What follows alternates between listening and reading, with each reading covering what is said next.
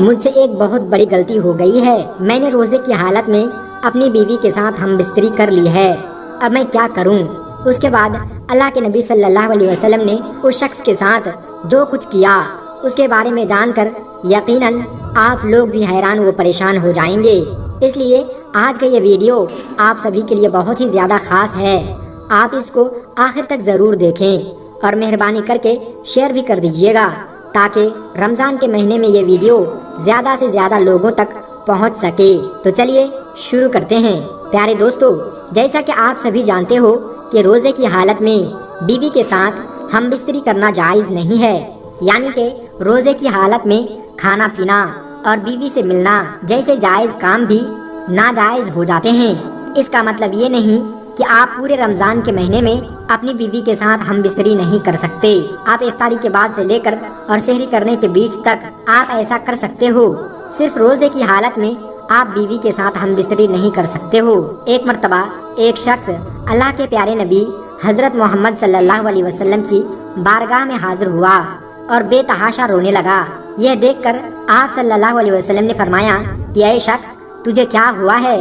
تو کیوں رو رہا ہے؟ تو یہ سن کر وہ شخص کہنے لگا کہ یا رسول اللہ، میں برباد ہو گیا، مجھ سے ایک بہت بڑا گناہ ہو گیا ہے، اب مجھے پچھتاوا ہو رہا ہے کہ میں یہ کیا کر بیٹھا۔ اے اللہ کے نبی، اب میں اللہ کے عذاب سے ڈر رہا ہوں، آپ مجھے ایسا کچھ فرما دیجئے کہ میری بخشش ہو جائے اور میری یہ گناہ معاف ہو جائے۔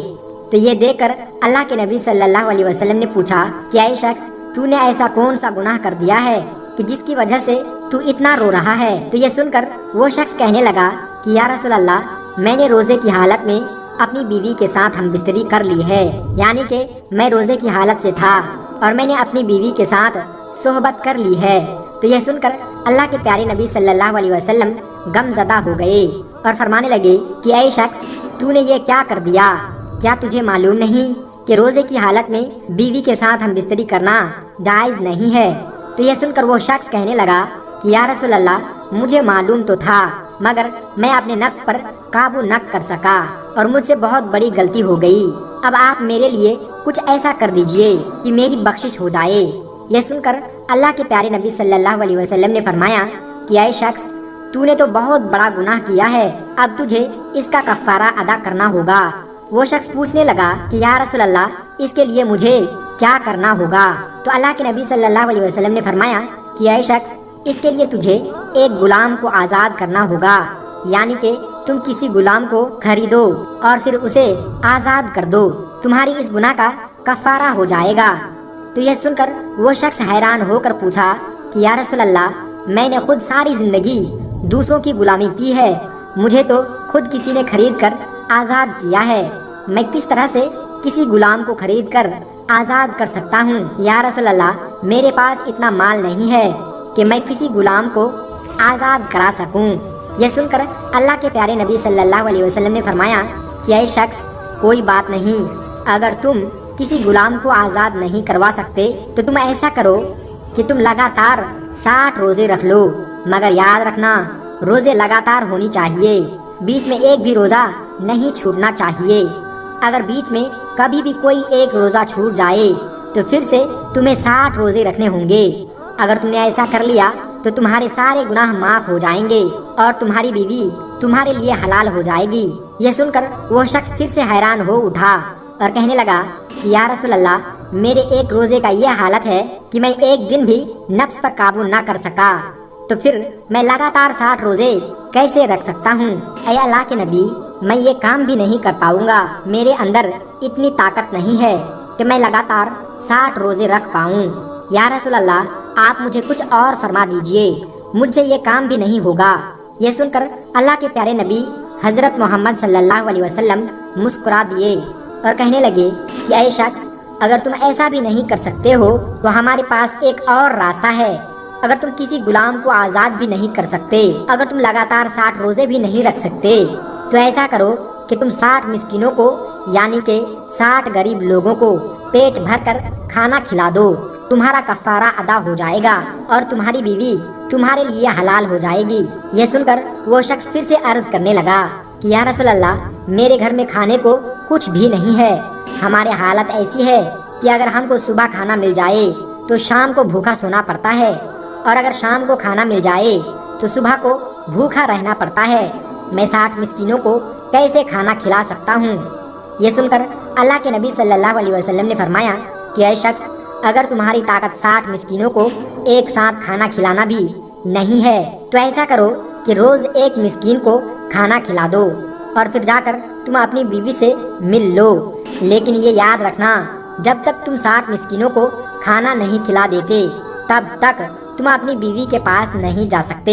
یہ سن کر وہ شخص حیران ہو اٹھا اور کہنے لگا کہ یا رسول اللہ، میرے گھر میں ایک وقت کا بھی کھانا نہیں ہے، تو میں کیسے 60 مسکینوں کو کھانا کھلا سکتا ہوں؟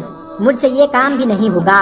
یہ سن کر اللہ کے نبی صلی اللہ علیہ وسلم نے فرمایا کہ اے شخص، پھر تو اب کوئی دوسرا راستہ بھی نہیں ہے، تم کو انہی کاموں میں سے کسی ایک کام کو کرنا ہوگا۔ یہ سن کر وہ شخص عرض کرنے لگا کہ یا رسول اللہ، میرے اندر یہ تینوں کام کو کرنے کی طاقت نہیں ہے، آپ مجھے کوئی اور راستہ بتائیے تاکہ میرا یہ گناہ معاف ہو جائے۔ یہ دیکھ کر پھر آپ صلی اللہ علیہ وسلم نے فرمایا کہ اے شخص، کہ میں تمہارے لیے صحابہ کرام سے چندہ کرواتا ہوں۔ پھر اللہ کے نبی صلی اللہ علیہ وسلم کھڑے ہوئے، سامنے بہت سارے لوگ کھڑے ہوئے تھے۔ آپ صلی اللہ علیہ وسلم نے ان لوگوں سے مخاطب ہو کر فرمایا کہ اپنے اس بھائی کو مدد کرو، اس نے رمضان کے مہینے میں اور روزے کی حالت میں ایسا ایسا کام کر دیا ہے، اور اب اس کے پاس کفارہ ادا کرنے کے لیے کچھ بھی نہیں ہے۔ تم لوگ اس کو پیسوں سے تھوڑی تھوڑی مدد کرو تاکہ یہ اپنے علاقے میں جا کر غریب مسکین لوگوں میں بانٹ سکے، تو اس کا کفارہ ادا ہو سکے۔ یہ سن کر سارے لوگ اٹھے، پھر کسی نے ایک کھجور دی، کسی نے کچھ پیسے دیے، کسی نے کوئی کپڑا دیا۔ ایسا کرتے کرتے بہت ساری کھجور جمع ہو گیا۔ یہ دیکھ کر پھر اللہ کے نبی صلی اللہ علیہ وسلم نے فرمایا کہ اے شخص، انہیں لے لو اور اپنے قبیلے میں، اپنے علاقے میں جا کر غریب لوگوں میں جو مسکین لوگ ہیں اس کو بانٹ دو، تمہارا یہ گناہ معاف ہو جائیں گے اور تمہاری بیوی تمہارے لیے حلال ہو جائے گی۔ یہ سن کر وہ شخص کہنے لگا کہ یا رسول اللہ، کیا اسے میں غریبوں میں بانٹ دوں؟ اللہ کی قسم یا رسول اللہ، میرے پورے گاؤں میں، میرے پورے علاقے میں مجھ سے بڑا غریب کوئی بھی نہیں ہے۔ یہ سن کر سارے صحابہ کرام کو ہنسی آ گئی، سارے لوگ ہنس پڑے اور اللہ کے نبی صلی اللہ علیہ وسلم بھی مسکرا دیے، اور پھر کہنے لگے کہ اے شخص، اگر تمہارے علاقے میں تم سے بڑا غریب کوئی نہیں ہے تو تم ایسا کرو، جاؤ اور تم ہی اس کو کھا لو اور بچوں کو بھی کھلا دو، تمہارا کفارہ ادا ہو جائے گا، تمہاری بیوی تمہارے لیے حلال ہو جائے گی۔ تو دوستو، اس طرح سے اسلام ہر بات کا راستہ نکالتا ہے، یعنی کہ اسلام میں ہر مسئلے کا حل موجود ہے۔ اسی لیے تو کہتے ہیں کہ اسلام سب کے لیے ہے، امیر ہو یا غریب، اسلام سب کے لیے برابر ہے، سب اسلام پر عمل کر سکتے ہیں۔ غریب بھی اسلام پر عمل کر کے جنت حاصل کر سکتا ہے، اور امیر بھی اپنی دولت کا زکوٰۃ دے کر، صدقہ خیرات دے کر، دولت کا صحیح استعمال کر کے جنت حاصل کر سکتا ہے۔ محترم دوستو، آج کی اس ویڈیو میں بس اتنا ہی۔ اگر آپ کو یہ ویڈیو ذرا بھی اچھی لگی ہو تو اس ویڈیو کو ایک لائک کر کے ہمارے چینل کو سبسکرائب ضرور کر لیجئے گا، تاکہ ایسی ہی پیاری پیاری ویڈیو ہم آپ کے لیے ہر روز لاتے رہیں۔ اور دوستو، اس ویڈیو کو اپنے کچھ قریبی دوستوں تک ضرور شیئر کر کے ہماری حوصلہ افزائی ضرور کیجئے گا۔ اور مذہب اسلام میں یہ بات بتائی گئی ہے کہ دین اسلام کی باتوں کو